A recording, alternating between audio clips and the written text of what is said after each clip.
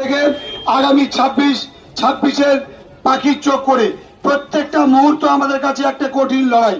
তাই প্রত্যেকটা কর্মীদের বলবো, অনেক ত্যাগ তিতিক্ষা আমরা দেখেছি, অনেক লড়াই সংগ্রাম করেছি। প্রত্যেকটা মানুষ, সে বৃষ্টি হোক, জল হোক, তুফান হোক, যদি বৃষ্টি নেমেও যায়, প্রত্যেকেই যেন আমাদের সঙ্গে পায়ে পা মিলিয়ে ক্যানিং বাস স্ট্যান্ড পর্যন্ত যাবেন। এটাই হচ্ছে তৃণমূল কংগ্রেস কর্মীদের মূল ভূমিকা।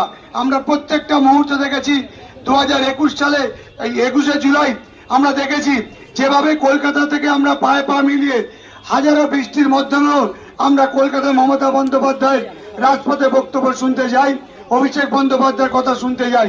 সেইভাবে এই এখন থেকে প্রত্যেকটা অগ্নি পরীক্ষা, এই অগ্নি পরীক্ষা আমাদের প্রত্যেকে পা মিলিয়ে প্রত্যেকটা কর্মী তা প্রমাণ করতে হবে। আমি তাই অনুরোধ করবো অরিত্র বোসকে, আমি তপন শাহ, সুশীল সর্দার, উত্তম দাসকে বলবো যে সামনে মিছিলের, প্রতিবাদ মিছিলে যে ফ্লেক্স আছে 2-3 জনের বেশি কোন নেতৃত্ব সামনে থাকবেন না। সমস্ত নেতৃত্বদের অনুরোধ করে বলবো একদম পিছনে, আমিও দরকার পিছনে থাকবো।